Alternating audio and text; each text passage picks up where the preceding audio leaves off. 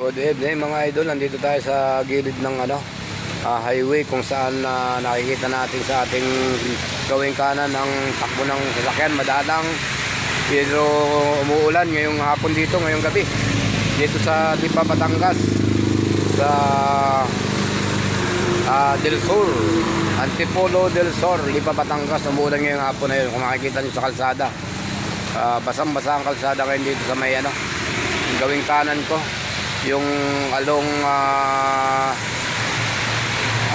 Antipolo del Sur Highway going to Lipa, Batangas. Ayan, katamtaman ang daloy ng sasakyan kasi malakas ang buhos ng ulan.